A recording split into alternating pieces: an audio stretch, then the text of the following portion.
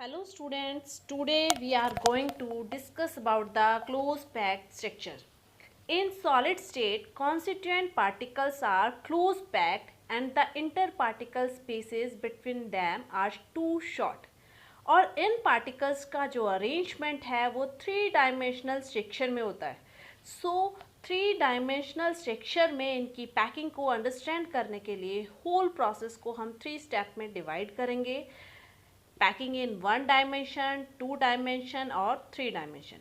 तो फर्स्ट हम अंडरस्टैंड कर रहे हैं close packing of spheres in one dimension. One dimension close packing means one way of arranging the sphere. It means complete solid को हमने considered किया as a sphere और वो कंप्लीट स्फीयर्स एक सिंगल रो के अंदर अरेंज है. अब हमें चेक करना है इसका कोऑर्डिनेशन नंबर. कोऑर्डिनेशन नंबर क्या होता है? Number of neighboring particles. एक सिंगल स्फीयर के नियर बाय नेबरिंग पार्टिकल्स हैं 2. सो इसके अंदर कोऑर्डिनेशन नंबर है 2. Now we are checking close packing of spheres in two dimension. दो टाइप से टू डायमेंशन के अंदर पैकिंग हो सकती है, that is square close packing and hexagonal close packing. यानी एक रो सिंगल वन डायमेंशन होगी और उसके ऊपर हमने दूसरी रो प्लेस करनी है एंड उसको भी हम दो वे से कर रहे हैं, स्क्वायर क्लोज से और हेक्सागोनल से. स्क्वायर क्लोज पैकिंग में हमने फर्स्ट नंबर पे लेना है रोज को एक सिंगल वन डायमेंशन में. क्लियर? देन उसके ऊपर आपने दूसरी रो प्लेस करनी है. अब दूसरी रो को प्लेस करने का दो मेथड है, उसके अकॉर्डिंग इसके दो टाइप है. स्क्वायर क्लोज पैकिंग में सेकेंड रो के फर्स्ट पार्टिकल को आपने फर्स्ट रो के फर्स्ट पार्टिकल के ऊपर जस्ट ऊपर ही प्लेस करना है, ना कि उसके डिप्रेशन बीच के खांचों में नहीं प्लेस करना, सिंपल ऊपर ही प्लेस करना है. और अगर हम इसमें किसी एक स्फीयर का कोऑर्डिनेशन नंबर चेक करें तो एक sphere total 4 particles total 4 sphere से अटैच है. सो ये कोऑर्डिनेशन नंबर है 4. और अगर हम इसकी रोज चेक करें तो एक रो के ऊपर दूसरी रो, तीसरी रो और सारी की सारी रो क्या है? सेम पैटर्न की है. सो हमने उनको एक नेम दे दिया, ए टाइप की है. सो ये कंप्लीट स्क्वायर क्लोज पैकिंग है ए टाइप की. क्लियर? ए टाइप का जो अरेंजमेंट है it is also called square close packing. Now we are checking second hexagonal close packing. Again आपने क्या करना है, ये टू डायमेंशन ही कर रहे हैं हम, सिंगल रो प्लेस करनी है और सेकेंड रो के पार्टिकल्स को आपने जस्ट उनके ऊपर नहीं प्लेस करना, आपने फर्स्ट रो के ही पार्टिकल्स के स्फीयर के बीच में जो डिप्रेशन है, स्पेसेस बने हुए हैं, उसके अंदर आपने सेकेंड रो को प्लेस करना है. फर्स्ट रो तो देखो सिंपल नॉर्मल मैनर में थी, उसको नेम दे दिया ए. और सेकेंड रो आपने उसके डिप्रेशंस में रखी है, उनके बीच के स्पेसेस में रखी है, तो उसको हमने नेम दे दिया बी. अब थर्ड रो है वो कैसे दिख रही है? फर्स्ट रो जैसी दिख रही है, उसको नेम दे दिया हमने अगेन ए. अब एक स्फीयर अदर स्फीयर कितने स्फीयर से अटैच हैं वो चेक करें तो टोटल 6 स्फीयर से अटैच है. So it is coordination number is 6. और रो क्या है? फर्स्ट रो जैसी है, सेकंड उससे थोड़ी डिफरेंट है बिकॉज वो डिप्रेशन में रखी है. और थर्ड कैसी होगी? अगेन फर्स्ट जैसी. तो ये पैटर्न हो गया ए बी टाइप का. तो ए बी टाइप का जो अरेंजमेंट है उसे बोलेंगे hexagonal close packing. Clear? Square के अंदर तो सेम है और हेक्सागोनल में उसके डिप्रेशन में. अब हम चेक कर रहे हैं इनकी एम्प्टी स्पेसेस का कंपैरिजन. तो स्क्वायर क्लोज पैकिंग के अंदर जो बीच बीच में स्पेसेस हैं वो बहुत ज़्यादा है, यानी एरिया थोड़ा ज़्यादा है. और हेक्सागोनल क्लोज पैकिंग के अंदर जो बीच के एम्प्टी स्पेसेस हैं दे आर लेस, यानी उनका एरिया कंपैरेटिवली क्या है? कम है. तो दोनों में सबसे ज़्यादा स्पेसेस, एम्प्टी स्पेसेस किस में ज़्यादा हैं? स्क्वायर क्लोज पैकिंग में. और ये एम्प्टी स्पेसेस हैं, इसके लिए हम एक टर्म यूज़ करते हैं वॉइड. तो वॉइड, जितना ज़्यादा वॉइड्स होंगे उसकी पैकिंग एफिशिएंसी क्या होगी? कम, क्योंकि खाली स्पेसेस, एम्प्टी स्पेसेस रह गए वो वॉइड्स. जितना सॉलिड पार्टिकल्स पैक्ड होते हैं तो पैकिंग एफिशिएंसी ज़्यादा होती है और वॉइड्स क्या कर रहे हैं? उसकी पैकिंग एफिशिएंसी को डिक्रीज कर रहे हैं. जितने ज़्यादा पैकिंग उतनी लूज हो गई. क्लियर? अब हम चेक कर रहे हैं इसका three dimensional close packing. Three dimensional close packing के अंदर भी हम एक पैटर्न चेक कर रहे हैं, square close packed. Square close packed के अंदर क्या है, हमने पहले ही दोनों रो को एक साथ अटैच कर लिया है, यानी पहले सिंगल रो प्लेस की थी और उसी के साथ दूसरी रो ए टाइप का पैटर्न ले लिया, और अब हम उसमें थर्ड लेयर प्लेस कर रहे हैं, जिसके अंदर क्या है, फर्स्ट लेयर के ही ऊपर आपने अगेन थर्ड लेयर, यानी फर्स्ट लेयर जो बनाई है आपने टू डायमेंशनल, उसी के ऊपर आपने जो सेकेंड लेयर है वो पार्टिकल्स के जस्ट ऊपर है। तो ये वाली पैकिंग भी क्या है, स्क्वायर क्लोज पैक्ड। और पूरा होल स्ट्रक्चर कैसा बन गया, थ्री डायमेंशनल। चेक करें तो एक पार्टिकल अदर कितने पार्टिकल से, कितने स्फीयर से अटैच है, तो एक स्फीयर अदर 6 पार्टिकल से अटैच है। सो इसके अंदर क्या हो गया, एक स्फीयर का कोऑर्डिनेशन नंबर 6। क्लियर, एक स्फीयर टोटल 6 स्फीयर से अटैच है, सो इसका कोऑर्डिनेशन नंबर हो गया 6। अब इसमें पार्टिकल्स की जो रोज हैं, स्फीयर्स की रोज हैं, वो सेम पैटर्न की है, सो ये भी कौन से टाइप का अरेंजमेंट है, ए टाइप का। और अगर इसमें कोई ब्लॉक चेक करें तो उस ब्लॉक्स के अंदर एक सिंपल क्यूबिक लैटिस फॉर्म हो रहा है। सो ये सेल है एक primitive cubic unit cell. Clear, तो ये थ्री डायमेंशनल के अंदर भी हमने चेक किया स्क्वायर क्लोज पैकिंग।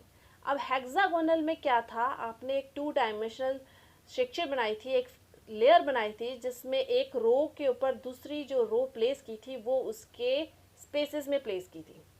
अब क्या कर रहे हैं, हेक्सागोनल पैकिंग के अंदर हम नेक्स्ट लेयर उसको कैसे प्लेस करें। हेक्सागोनल के अंदर आपने फर्स्ट लेयर बना ली टू डायमेंशनल, और उसके ऊपर आपने सेकेंड लेयर, थर्ड लेयर कैसे प्लेस करनी है, उसके भी अलग अलग मेथड हो सकते हैं, और वो मेथड डिपेंड करते हैं उनके बिटवीन प्रेजेंट एम्प्टी स्पेसेस पे, और एम्प्टी स्पेसेस को बोलते हैं वॉइड्स। क्लियर, अब देखो इसमें हम प्लेस कर रहे हैं फर्स्ट लेयर के ऊपर ही जो सेकेंड लेयर, वो क्या कर रहे हैं, उनके बीच के डिप्रेशन पे प्लेस कर रहे हैं। क्लियर, यानी फर्स्ट रो है वो है ए टाइप की, और जो दूसरी रो है वो बी टाइप की। क्लियर, अब दोनों को कैसे प्लेस किया है, ये हमने वॉइड्स के अकॉर्डिंग प्लेस किया है। तो वॉइड्स कितने टाइप के होते हैं, वॉइड्स मतलब एम्प्टी स्पेसेस बिटवीन स्फीयर। दो टाइप के वॉइड्स हैं, टेट्राहाइड्रल वॉइड्स और दूसरा है ऑक्टाहाइड्रल।